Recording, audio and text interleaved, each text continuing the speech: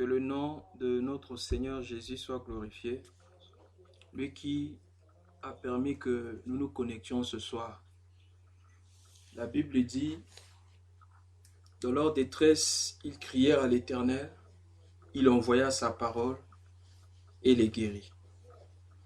Lorsque Dieu veut guérir le peuple, lorsque Dieu veut sauver le peuple, Dieu envoie toujours la parole. Parce que c'est par la parole que Dieu a créé toutes choses. La Bible dit au commencement était la parole était avec Dieu et cette parole était Dieu.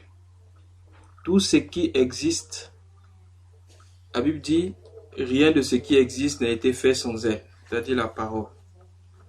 Et la parole s'est faite chair, elle habita parmi nous, pleine de grâce et de vérité.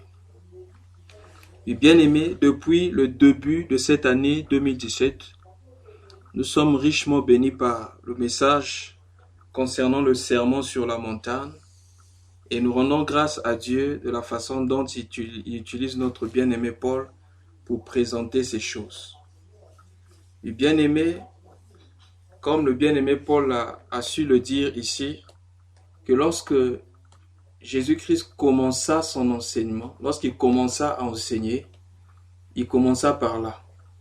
Donc c'est pour montrer que l'enseignement bien-aimé de ce sermon sur la montagne représente là le fondement de notre vie chrétienne.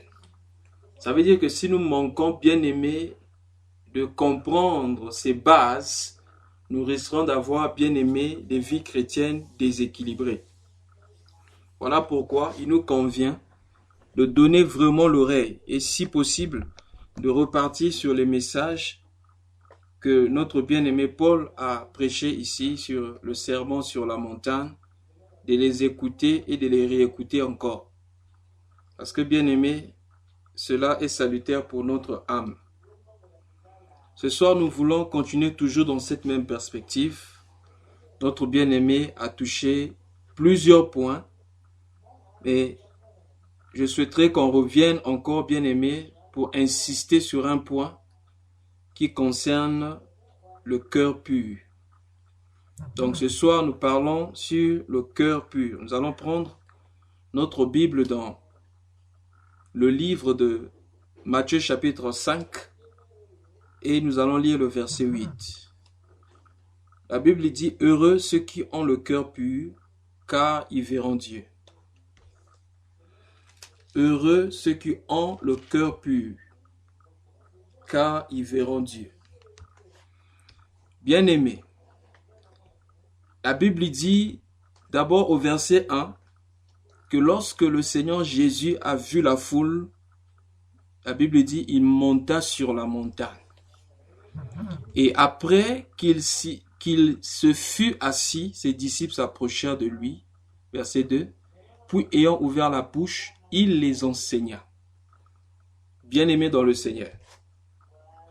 La Bible dit lorsque le Seigneur a vu la foule, le Seigneur a fait quoi? Il est parti sur la montagne. Parce que bien-aimés dans le Seigneur, ces genres d'enseignement, c'est pour les gens bien-aimés qui aiment la montagne. Bien-aimés, si nous n'aimons pas la montagne, il nous serait difficile de comprendre ces choses. Vous allez remarquer ici que c'était les disciples qui écoutaient l'enseignement. Vous allez remarquer que lorsque Jésus a vu la foule, Jésus est parti sur la montagne. Mais lorsqu'il est parti sur la montagne, le Seigneur Jésus savait que la foule n'allait pas venir sur la montagne. Parce que la montagne, bien aimée, ce n'est pas pour la foule. Mais la montagne, c'est pour les disciples. Donc, si nous voulons, bien aimé, écouter les mêmes choses, écouter cet enseignement, bien aimé dans le Seigneur, il nous convient d'être des hommes de la montagne. Parce que c'est sur la montagne qu'on écoute ces choses. Bien aimé, ce n'est pas dans la vallée, mais c'est sur la montagne. Pourquoi? Parce que la montagne, c'est pour les disciples. Il y a un passage bien aimé qui m'étonne souvent. Jusqu'à aujourd'hui, ça m'étonne. Mais je comprends que Dieu est plus intelligent que moi. Je dis Amen à cela. Lorsque nous lisons Marc chapitre 4, la Bible dit ceci. Au verset 33 à 34. Marc chapitre 4, versets 33 à 34. La Bible dit, c'est par beaucoup de paraboles de ce genre qu'il leur annonçait la parole, selon qu'il est écrit, selon qu'ils étaient capables de les entendre. Verset 34. Il ne leur parlait point sans parabole, mais en particulier, il expliquait tout à qui? À ses disciples.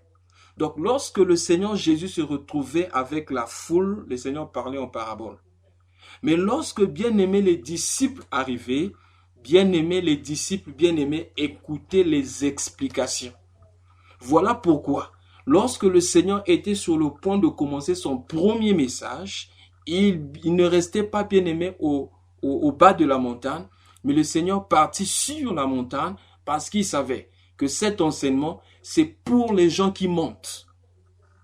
Bien-aimé, vous savez, pour avoir une vue, bien-aimé, élargie, il faut aller sur la montagne.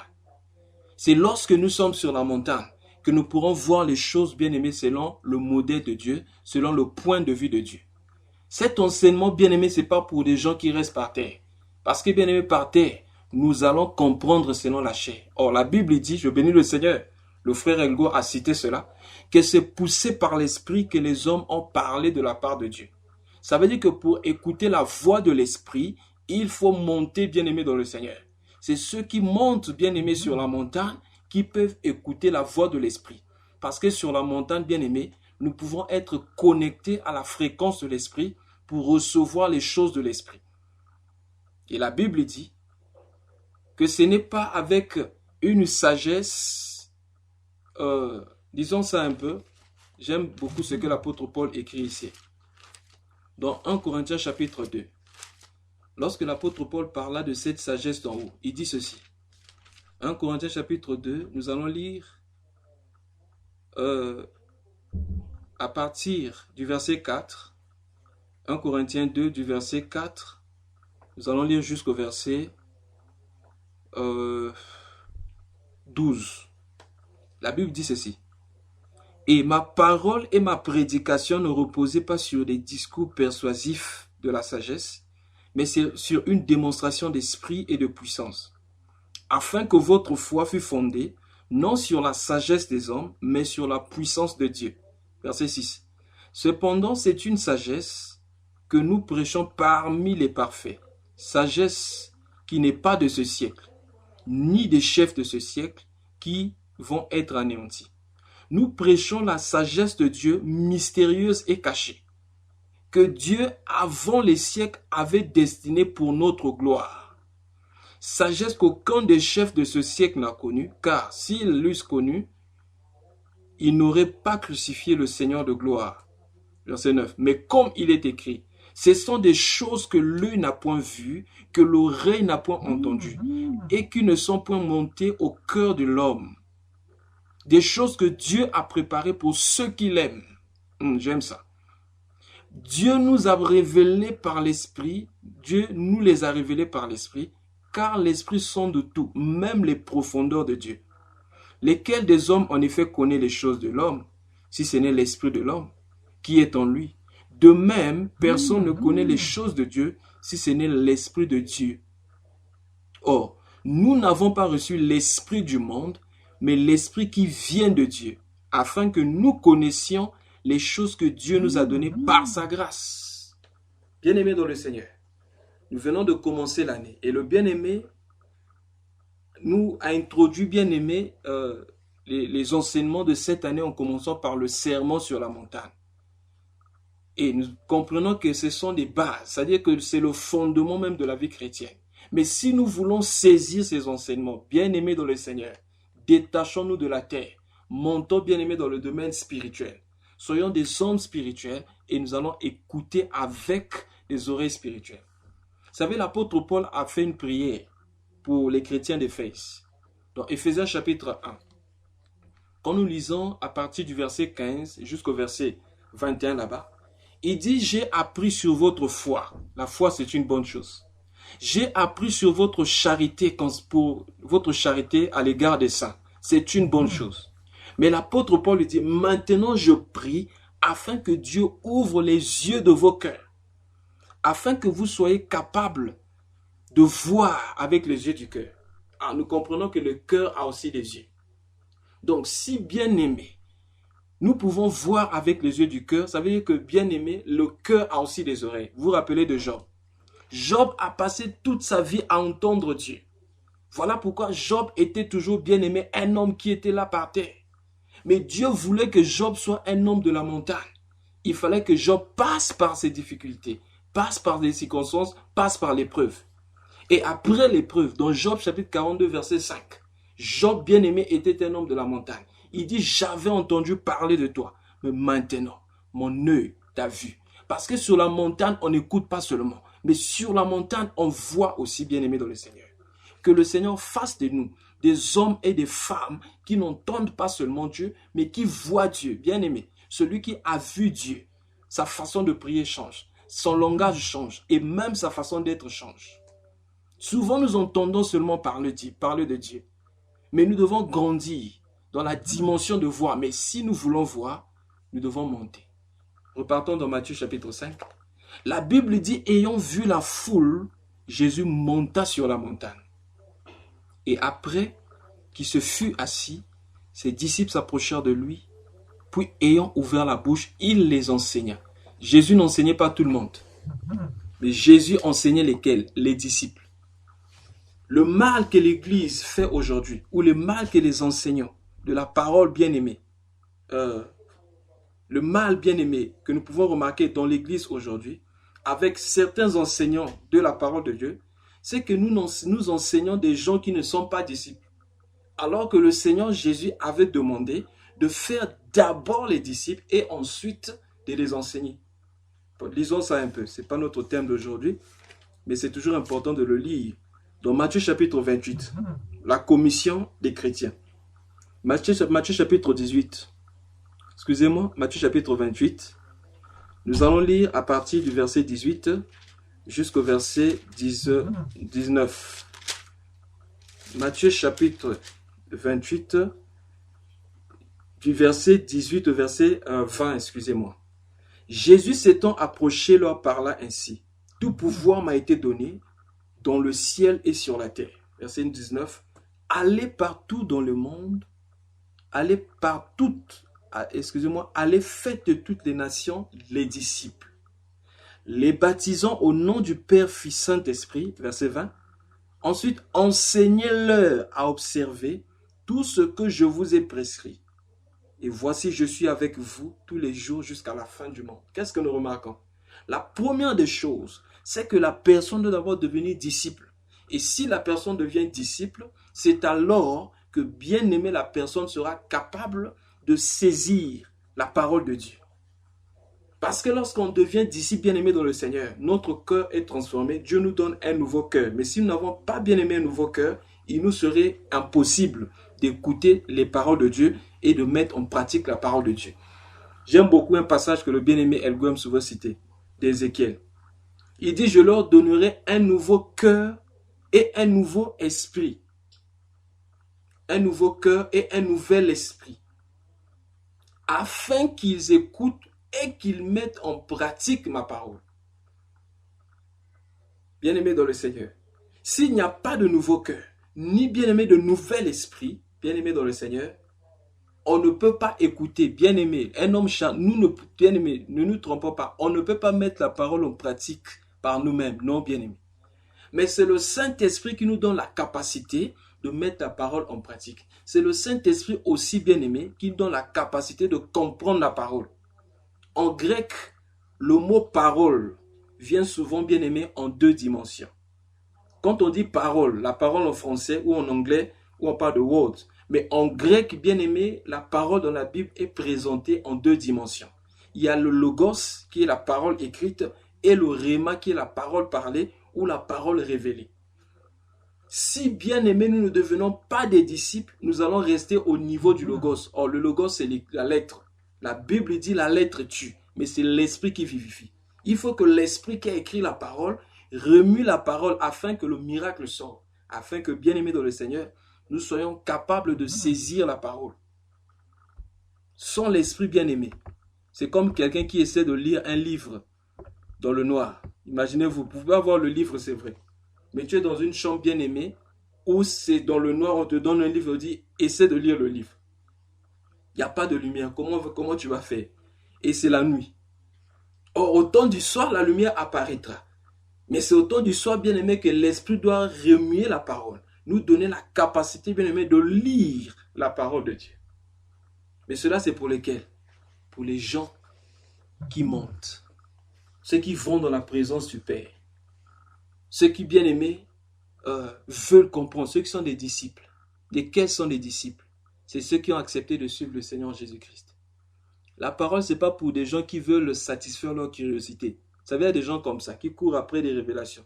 Ah, je vais voir la révélation de telle chose, l'explication de tel mystère, l'explication. Bien aimé, on peut t'expliquer comme tu veux, ou la profondeur même des mystères. Mais si tu n'es pas disciple, si je ne suis pas disciple, bien aimé dans le Seigneur, ça ne sert à rien. Contrairement, l'explication de ce mystère peut me conduire encore au péché. On a connu des frères comme ça. Un frère plongé dans la parole, connaissant les mystères de la Bible, qui peut t'expliquer même de Genèse à l'Apocalypse. Mais ces mystères-là ne font rien dans sa vie. Parce que c'est des frères qui sont tout le temps bien aimés, dominés par le péché. Alors que la Bible dit, vous connaîtrez la vérité et la vérité vous affranchira. Donc nous comprenons que, au lieu de manger à l'arbre de vie, nous avions simplement mangé l'arbre de la connaissance du bien et du mal. L'arbre de la connaissance du bien et du mal, bien aimé dans le Seigneur, donne la connaissance, mais ne donne pas la vie de Dieu. Mais c'est pour bien aimer les disciples. Donc, bien aimé dans le Seigneur, alors que nous sommes en train d'écouter ces profonds enseignements, si nous ne sommes pas encore nés de nouveau, voici une opportunité. Répentons-nous, acceptons le Seigneur Jésus dans notre vie comme Seigneur et Sauveur, décidons de marcher avec lui. Et avançons auprès du Seigneur, allons auprès du Seigneur avec la disposition non seulement d'écouter pour satisfaire notre curiosité, mais d'écouter, bien aimé, comme dit Jacques, pour mettre en pratique. C'est alors que nous allons comprendre, bien aimé, le cœur de Dieu. Si nous voulons comprendre, bien aimé, les Écritures, apprenons à mettre en pratique ce que nous connaissons déjà, avant de chercher à connaître ce que nous ne connaissons pas. Plus nous mettons en pratique, plus, bien aimé, la parole sera claire, et plus nous allons comprendre la voix de l'Esprit. Ok. Notre thème, ce n'était pas, bien aimé, la montagne, pour ne pas perdre le temps sur ce... Bon, ce n'est pas une question de perdre du temps, mais allons à notre cible rapidement dans Matthieu chapitre 5, le verset 8. Nous avions dit que ce soir, nous parlons du cœur pur. Je relis encore notre passage, Matthieu chapitre 5, verset 8. Heureux ceux qui ont le cœur pur, car ils verront Dieu. Bien-aimés dans le Seigneur, lorsque nous voyons d'abord le mot pur, le mot pur signifie quoi? Ce qui est pur, c'est ce qui est sans mélange. C'est ce qui n'est pas altéré, corrompu ou souillé. Donc c'est ce qui a gardé, bien-aimé, la forme initiale. Donc lorsqu'on parle du cœur pur, c'est le cœur tel que Dieu l'a créé au commencement avant que l'homme ne tombe dans le péché. Donc lorsque la Bible dit « Heureux ceux qui ont le cœur pur », c'est-à-dire c'est le cœur qui n'a pas subi de mélange, c'est un cœur bien-aimé selon le modèle de Dieu, selon la forme, selon la dimension et selon bien-aimé, selon les critères de Dieu. Alors la Bible dit « Heureux ceux qui ont le cœur pur, car ils verront Dieu ». Généralement, lorsqu'on définit le cœur pour le monde, le cœur pour les scientifiques, le cœur c'est cet appareil-là qui permet la circulation du sang, qui bat au-dedans de nous, etc. Mais bien aimé, lorsqu'on parle du cœur ici, ce n'est pas cet appareil. Mais le cœur ici, selon la Bible, c'est quelque chose de mystérieux. Les scientifiques encore, lorsqu'on parle par exemple du mouvement, on pense que ce qui dirige, selon la science, c'est le cerveau qui dirige le corps de l'homme. Les motivations de l'homme, les actions de l'homme. Mais bien aimé dans le Seigneur, selon la Bible, c'est pas le cerveau qui dirige le cœur, la vie de l'homme, mais c'est plutôt le cœur. Confère Proverbes chapitre 4, verset 23. La Bible dit, bon, on peut lire ça, c'est toujours important. Proverbes chapitre 4, verset 23, on va aller jusqu'au verset 24. La Bible dit, protège ton cœur plus que toute autre chose, car de lui viennent les sources de la vie. Proverbes chapitre 4, de verset 23 à 24. Voici ce qui est écrit. Garde ton cœur plus que toute autre chose, car de lui viennent les sources de la vie. Écarte de ta bouche la fausseté, éloigne de tes lèvres les détours. Donc vous comprenez ici que ce qui donne le mouvement ou l'action de l'être, ce n'est pas le cerveau selon la Bible, mais ici, ce qui donne le mouvement ici, c'est le cœur. Donc, le cœur n'est pas simplement cet appareil, mais bien aimé, le cœur, c'est le moteur de tout.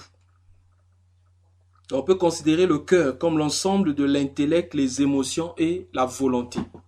Alors, il y a beaucoup de versets qui nous parlent du cœur. Nous n'allons pas tout toucher aujourd'hui parce que nous voulons nous focaliser sur la pureté du cœur. Donc, nous comprenons que le cœur, c'est l'ensemble de la volonté, de l'intellect et de l'émotion. Voilà pourquoi on parle par exemple d'un cœur qu'entend, un cœur qui entend, un cœur endurci, un cœur humble, etc. Mais la Bible dit ici, heureux ceux qui ont le cœur pur, car c'est heureux ceux qui ont le cœur pur, car ces gens verront Dieu. Alors, comment faire pour avoir un cœur pur? C'est ça la question que nous devons nous poser. Vous savez, lorsque le Seigneur Jésus donna cet enseignement, le Seigneur Jésus était en train de présenter sa propre vie.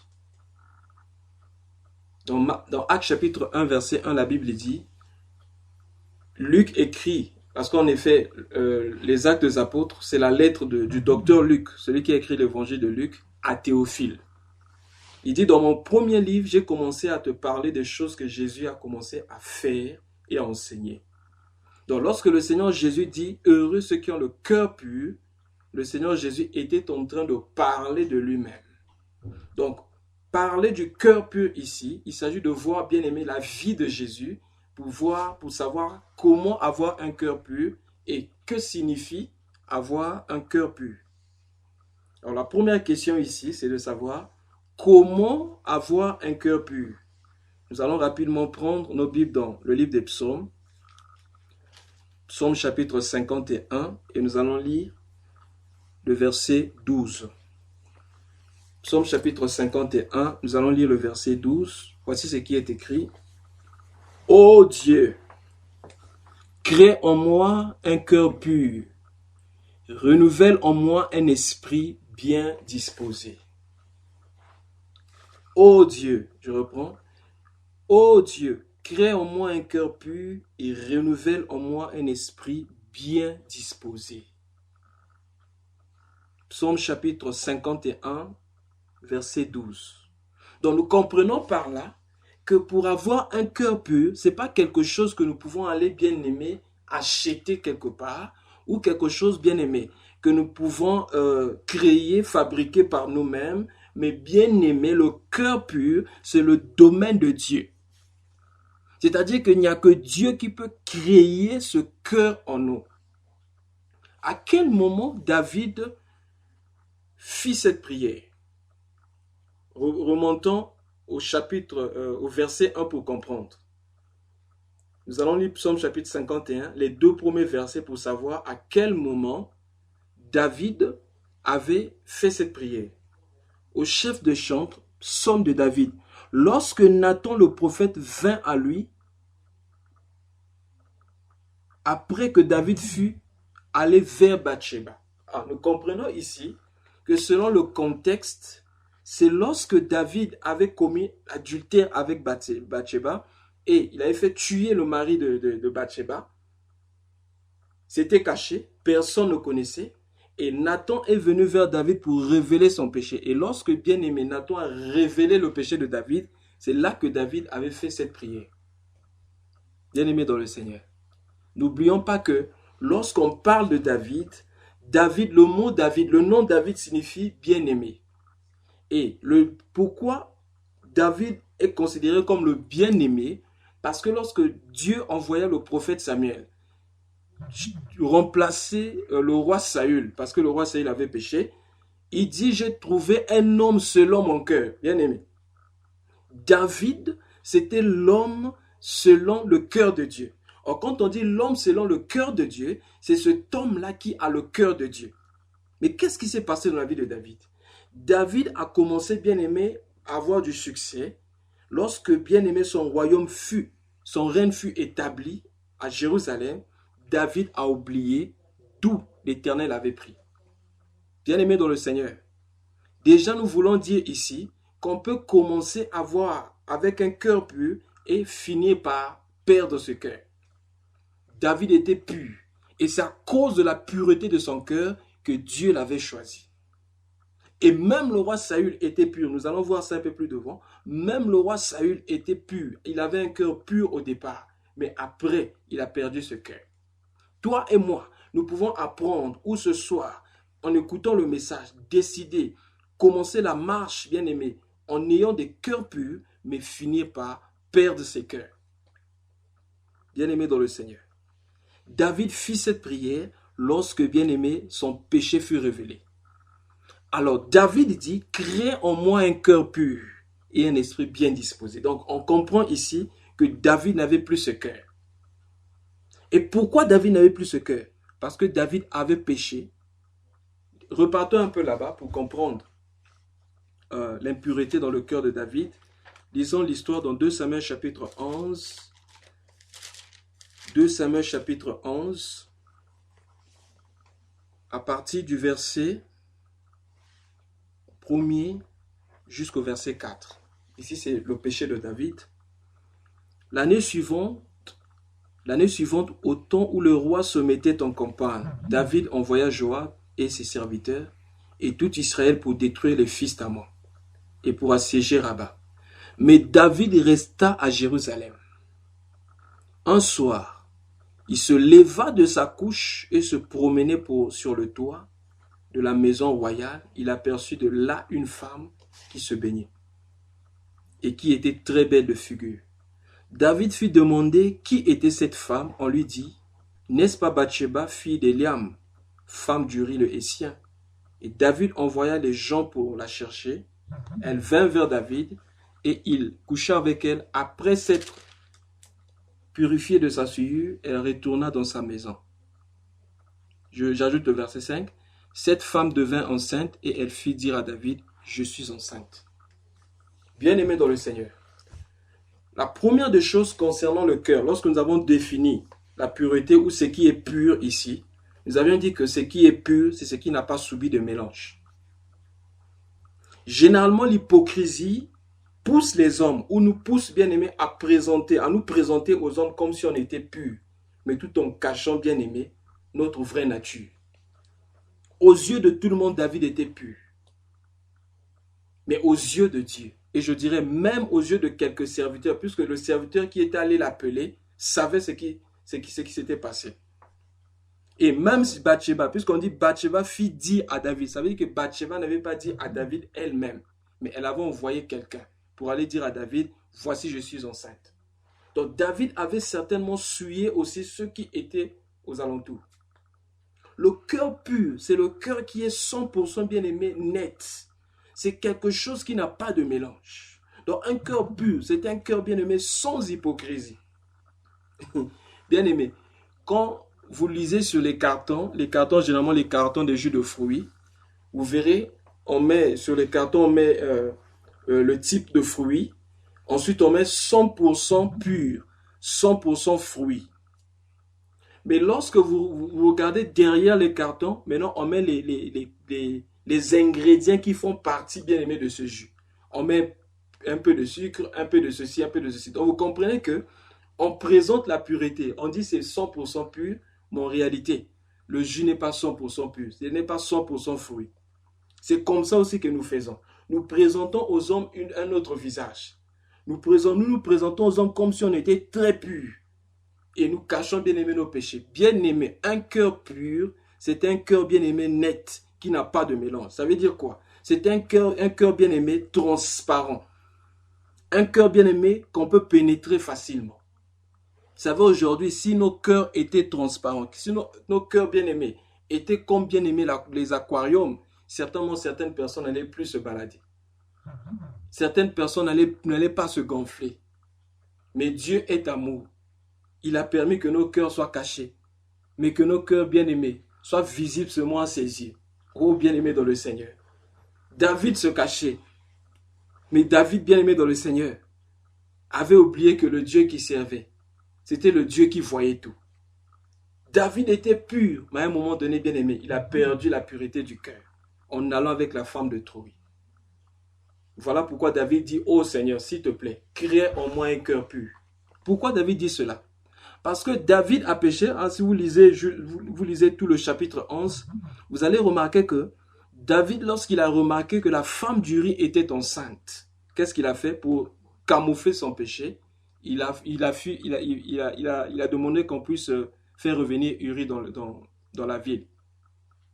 Quand Uri est revenu à la ville, il a invité Uri à manger avec lui. Et après, il dit à Uri, tu peux aller dans ta maison, laver tes pieds. Laver tes pieds signifie s'unir avec sa femme charnellement.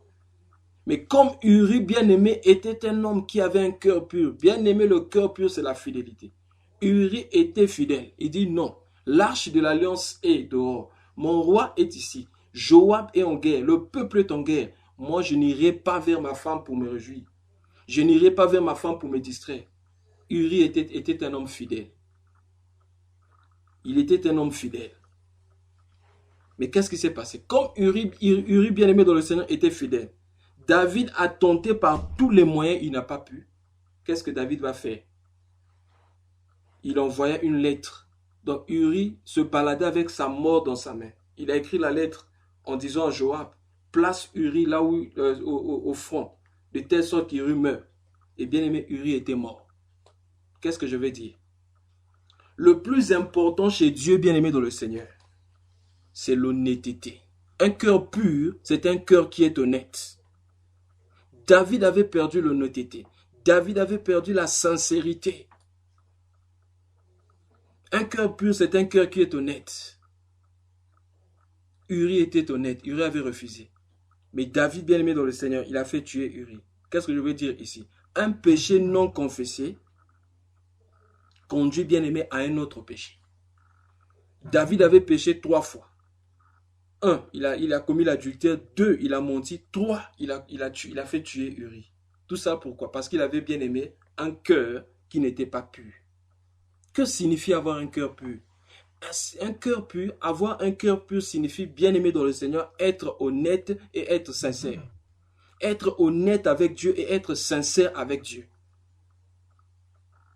Le plus important, bien-aimé, avec Dieu, c'est l'honnêteté. Disons quelque chose, bien-aimé, dans le livre de Jean. Lorsque le Seigneur Jésus parla de la lumière qui est venue vers les ténèbres, et les ténèbres ne l'ont point reçue. Dans Jean chapitre 1, le Seigneur dit quelque chose ici. Où on dit, les gens n'ont pas voulu venir vers la lumière parce que leurs œuvres étaient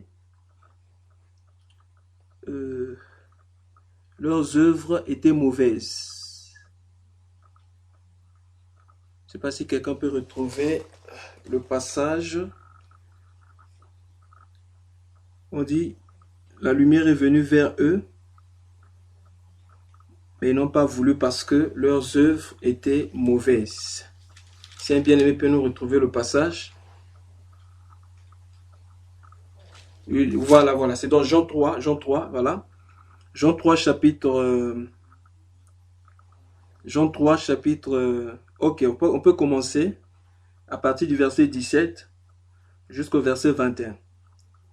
Jean 3, du verset 17 à 21. Dieu, en effet, n'a pas envoyé son Fils dans le monde pour qu'il juge le monde, mais pour que le monde soit sauvé par lui. Celui qui croit en lui n'est point jugé, mais celui qui ne croit pas est déjà jugé, parce qu'il n'a pas cru au nom du Fils unique de Dieu.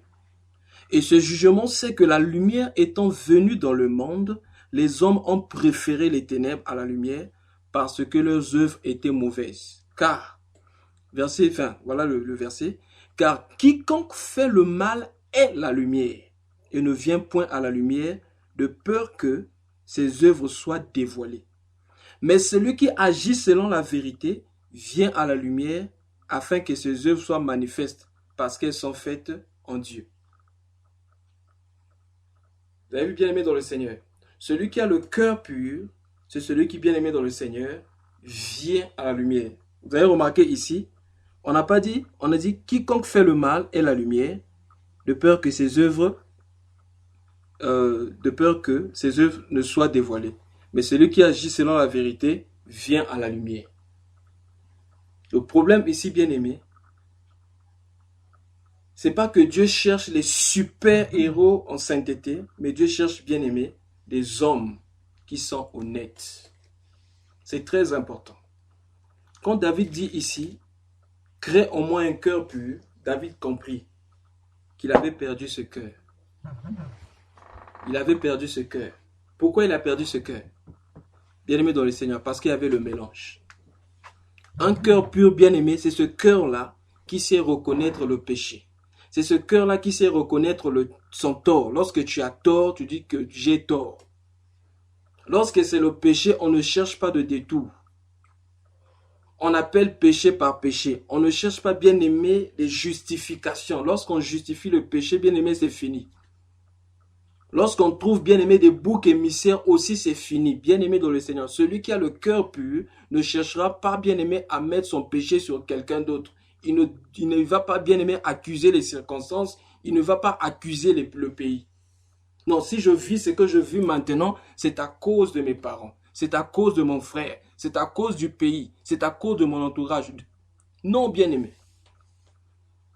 Tu as péché, tu reconnais que j'ai péché contre Dieu. Bien-aimé, j'aime beaucoup, bien-aimé, le Fils prodigue.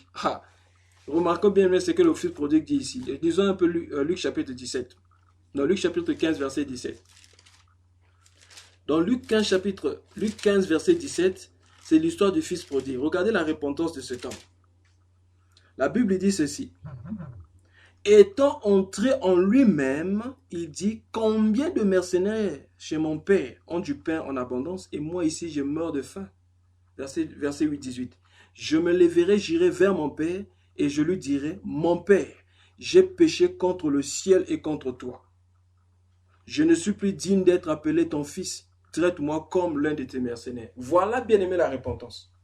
L'enfant prodigue n'a pas dit non, c'est parce que je suis allé là-bas. Vous voyez, c'est le style de vie de là-bas. J'ai été influencé par un tel. C'est parce que j'ai été avec un tel. C'est un tel qui m'a poussé à ceci. Si je suis tombé dans le péché, c'est bien aimé dans le Seigneur. Dès que nous commençons à trouver des excuses à nos péchés, c'est fini.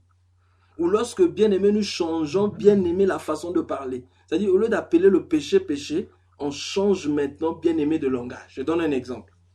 Quelqu'un bien-aimé qui passe son temps bien-aimé à convoiter les femmes, tu lui dis tu pêches, il dit non, je suis en train d'admirer la créature du Seigneur. Bien-aimé, une telle personne ne sera pas libérée de cet esprit qui le conduit bien-aimé dans la convoitise. Bien-aimé dans le Seigneur. Lorsque nous trouvons des excuses, non bien-aimé, c'est que je vis maintenant là, c'est à cause de mon enfance. Vous savez, dans mon enfance, avec la psychologie, etc., les psychologues peuvent développer beaucoup de théories dans ce sens. Vous savez, il a été trop stressé dans son enfance, il faut le comprendre. Bien aimé dans le Seigneur, Dieu ne comprendra pas cela. Mais c'est lorsque nous venons, lorsque nous avons un cœur pur, nous venons tel que nous sommes. Et nous disons à Dieu ce que nous sommes exactement. Et lorsque nous disons à Dieu ce que nous sommes exactement, c'est comme ça que bien aimé nous sommes sauvés. Mais lorsque nous trouvons des boucs émissaires, non, moi si je vis ce que je vis maintenant, si j'ai ce caractère, c'est à cause d'un tel. Moi, je me rappelle d'une sœur avec qui on priait. La sœur disait, bien aimé dans le Seigneur, moi en réalité, j'étais humble. Moi en réalité, je n'insultais pas les gens. Dans ma famille, on m'a pas appris à insulter les gens, en fait, parce que la sœur avait insulté son mari. Et bien aimé, cela m'avait cela m'avait surpris. Ah, comment tu peux insulter ton mari? Il dit non, je n'étais pas comme ça. Mais ce que je vis maintenant, c'est à cause bien aimé des réactions de cet homme. C'est cet homme-là qui a fait que je développe cela. Bien aimé dans le Seigneur. Un verre de jus, si on remue un verre de jus, c'est pas bien aimé de l'eau amère qui va sortir. C'est ce qui est dedans qui va sortir, bien aimé dans le Seigneur. Donc, si nous manifestons un mauvais caractère, c'est pas à cause des hommes. Cela était là depuis longtemps. Mais ce n'est que l'opportunité, bien aimé, l'action qui a permis que cette chose qui était déjà au-dedans puisse, bien aimé, se manifester à l'extérieur. Mais si nous voulons être sauvés, cessons d'accuser les gens. Si nous voulons être sauvés, cessons de trouver les boucs émissaires. Mais soyons honnêtes avec Dieu, bien aimé dans le Seigneur. Sur la croix, bien aimé, il y avait deux hommes qui étaient avec Jésus, les malfaiteurs. Un avait un cœur pur, l'autre n'avait pas de cœur pur. Vous savez la différence c'est quoi? L'autre disait à Jésus, sauve-toi, sauve-nous. Si tu es le Fils de Dieu, sauve-toi et sauve-nous. Mais l'autre lui fit dire non, nous méritons nos crimes. Celui-ci n'a rien fait. Voilà quelqu'un qui a un cœur pur. Celui qui a un cœur pur, bien aimé, reconnaît ses fautes. Il n'est pas comme Caïn. Caïn n'a pas reconnu sa faute. Où est ton frère Abel? Suis-je le gardien de mon frère? Voici le péché se couche à ta porte. Domine sur lui. Si tu agis bien, tu relèveras ton visage. Mais lui n'avait pas de cœur pur. Il a fini par tuer son frère. Et Dieu lui dit, le sang de ton frère crie de la terre jusqu'à moi. Bien-aimé dans le Seigneur. Celui qui a le cœur pur, il est sincère. Soyons sincères avec Dieu. En effet, lorsque nous confessons nos péchés à Dieu, ce ne sont pas des informations que nous donnons à Dieu. Mais nous disons à Dieu ce que Dieu connaît déjà. Donc lorsqu'on parle du cœur pur, c'est un cœur qui est sans mélange. C'est quelqu'un bien aimé. Celui qui a le cœur pur dit la vérité et dit la vérité avec transparence. Celui qui a le cœur pur ne dit pas des demi-vérités. En Dieu, il n'y a pas de demi-vérité. En Dieu, il y a la vérité et le mensonge. Donc si ce n'est pas la vérité, c'est le mensonge. David, il dit, crée au moins un cœur pur. Pourquoi? David comprit qu'il n'avait plus de cœur pur. Déjà lorsqu'il est sorti pour aller regarder dehors. Vous savez, celui qui a le cœur pur se contente de ce que Dieu lui donne. Le cœur pur est généralement lié, bien aimé, à l'humilité. Et lorsqu'on parle du cœur pur, un cœur pur, c'est un cœur qui est content. C'est-à-dire que tu te contentes de ce que Dieu te donne. David, le roi en Israël. D'abord, l'erreur qu'il avait commise, bien aimé, c'était de rester à Jérusalem au moment du combat. Au moment où on devait être bien aimé sur le champ de bataille, David restait à Jérusalem. Et qu'est-ce qu'il faisait? Il dormait. L'image du sommeil spirituel. Et il se réveille du sommeil, il est allé dehors regarder. Tu regardes quoi dehors? Celui qui a le cœur bien aimé, dès que nous commençons à convoiter ce qui est autrui, dès que nous commençons à regarder ce qui est autrui, bien aimé dans le Seigneur, c'est la preuve que nous avons perdu la pureté du cœur. David, bien aimé, regarda dehors. Et la Bible dit, ce qui m'étonne, on dit que David vit une femme qui se lavait et qui était très belle de figure. Comment cela peut arriver? Comment est-ce que lui qui n'avait pas seulement une femme, qui avait des femmes, mais trouvait une autre femme très belle? C'est très dangereux. Lorsque nous commençons, bien aimé, à trouver ce qui est autrui très belle, bien aimé, c'est très dangereux. C'est très dangereux. Que dit le 10e commandement? C'est vrai que nous ne sommes pas bien aimés sous la loi, mais que dit le 10e commandement? Lisons ça un peu. Exode chapitre 20, le verset 17, je crois. Oui, Exode chapitre 20, verset 17. Voici ce que la Bible dit. Tu ne convoiteras point la maison de ton prochain. Tu ne convoiteras point la femme de ton prochain, ni son serviteur, ni sa servante, ni son bœuf, ni son âne, ni aucune chose qui appartienne à ton prochain. Celui qui a le cœur pur n'aura pas le temps, bien-aimé, de chercher à regarder ce qui est au voisin. Donc David, le fait, bien-aimé, de regarder déjà ce qui était au voisin, c'était la preuve qu'il avait perdu ce cœur. Bien-aimé dans le Seigneur, sommes-nous en train de convoiter quelque chose qui est autrui? Bien-aimé, on peut convoiter sans le savoir. Hein? Lorsque tu compares, bien-aimé, ce qui est à toi avec ce qui est au voisin. Je vois bien-aimé des gens qui disent par exemple à leur femme, Oh, si tu pouvais préparer comme un tel, si tu pouvais te comporter comme un tel, faire comme un tel, c'est pas normal. Dire alors Marie, si tu pouvais être comme un tel, si tu pouvais parler comme un tel, si tu pouvais t'habiller comme un tel, bien aimé, c'est pas normal. Le cœur pur, celui qui a le cœur pur, c'est celui qui a le cœur qui est content. Et le cœur content se contente de ce que Dieu lui a donné. Et s'il faut changer quelque chose, on va vers le Créateur, afin que le Créateur transforme cela. Bien-aimé dans le Seigneur. Heureux ceux qui ont le cœur pur, car ils verront Dieu. Heureux ceux qui ont le cœur pur, car ils verront Dieu. Cherchons ce cœur bien-aimé et nous serons en connexion avec le Seigneur tous les temps. Et comme nous venons de dire ici, le premier point c'était comment bien-aimer avoir le cœur pur. Nous avions dit, le cœur pur, ce n'est pas une invention humaine, mais le cœur pur vient de Dieu. Mais c'est Dieu qui crée ce cœur. Et comment Dieu crée ce cœur? Dieu crée ce cœur par la parole de Dieu. Nous allons lire deux passages. Le premier, c'est dans Jean chapitre 15. Jean chapitre 15, et nous allons lire, je crois que c'est le verset 3, lorsque le Seigneur Jésus parla du sceptre et du sarment. Jean chapitre 15, voilà, Jean chapitre 15, le verset 3. La Bible dit, « Déjà vous êtes purs à cause de la parole que je vous ai annoncée. » Je prends Jean chapitre 17, Jean chapitre 17, et je vais lire le verset 16 à 17. Jean chapitre 17, 16 à 17. J'ai lu Jean chapitre 15, verset 3. Là, je lis Jean 17, 16 à 17. La Bible dit, « Ils ne sont pas du monde comme je ne suis pas du monde. Sanctifie-les par ta vérité, ta parole est la vérité. » Allons dans Éphésiens chapitre 5. Éphésiens chapitre 5. Éphésiens chapitre 5. Et nous allons lire à partir du verset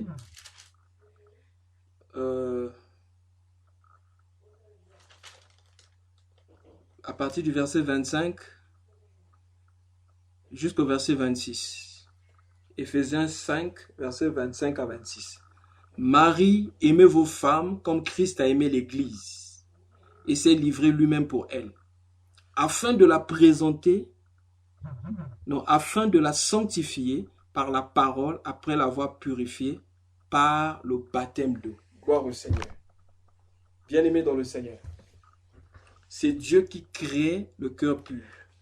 Et comment avoir un cœur pur? Dieu, pour créer ce cœur en nous, il y a la coopération entre l'homme et Dieu. Et comment Dieu le fait? C'est par la parole de Dieu. Comment Dieu crée ce cœur? C'est lorsque, bien-aimé, Dieu donne sa parole. Et bien-aimé, à notre tour, nous devons recevoir la parole, accepter cette parole. Même si cette parole nous fait mal, nous l'acceptons et nous nous repentons. Et c'est comme ça que, bien-aimé dans le Seigneur, le travail de purification du cœur s'exerce dans notre vie.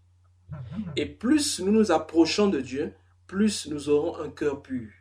Plus nous acceptons la parole, plus, bien-aimé dans le Seigneur, l'impureté va sortir. J'aime beaucoup l'exemple que le frère Zach aime souvent donner lorsqu'il parle de la pureté et de la parole.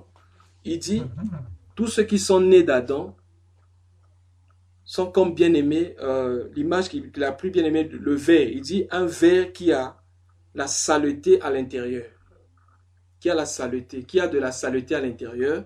Maintenant, la parole de Dieu, c'est l'eau qu'on vient tout le temps verser. Vous savez, si par exemple tu as un verre sale, tu déposes le verre, plus tu verses de l'eau propre, plus l'eau va commencer à, disons, la qualité de l'eau va commencer à changer. Tout ce qui est impur à l'extérieur, à l'intérieur, va commencer à sortir au fur et à mesure. Et plus on verse de l'eau propre, plus, bien-aimé dans le Seigneur, le verre deviendra propre. C'est comme ça aussi, bien-aimé, avec nous. Si nous voulons, bien-aimé, avoir des cœurs purs, nous devons aimer la parole. Et plus, bien-aimé, nous recevons la parole, comme nous venons de lire dans Éphésiens ici, plus bien-aimés, nous serons sanctifiés, sanctifiés, sanctifiés et nous serons propres. Et nous allons introduire quelque chose aujourd'hui, mais nous n'allons pas finir. Le cœur pur. Pour reconnaître, bien-aimé, celui qui a le cœur pur ou un cœur impur, généralement, c'est par sa bouche. Nous allons prendre deux passages. Repartons d'abord dans Proverbes chapitre 4. On a déjà lu ça. Proverbes chapitre 4. Nous allons lire 23 jusqu'à 24. Et ensuite, nous allons prendre Luc chapitre 6. Proverbes chapitre 4, du verset 24 au verset 25. La Bible dit... Proverbe 4, 23 à 24. Garde ton cœur plus que toute autre chose, car de lui viennent les sources de la vie. Écarte de ta bouche la fausseté, éloigne de tes lèvres les détours. Donc vous comprenez que le cœur est souvent lié à la bouche. Donc pour connaître l'état du cœur d'une personne, écoutez seulement sa façon de parler. Vous savez, avant qu'on découvre les scanners, etc., la médecine ancienne, pour faire le checking, c'est-à-dire pour faire les visites à l'hôpital, il suffisait au médecin de voir la langue de la personne. Donc, rien que l'état de la langue de la personne pouvait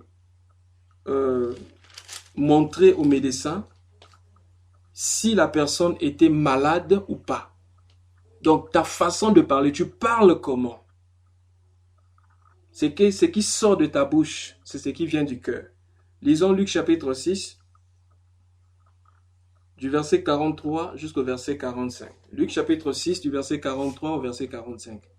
Ce n'est pas un bon fruit, ce n'est pas un bon arbre qui porte de mauvais fruits, ni un mauvais arbre qui porte de bons fruits, car chaque arbre se reconnaît à son fruit.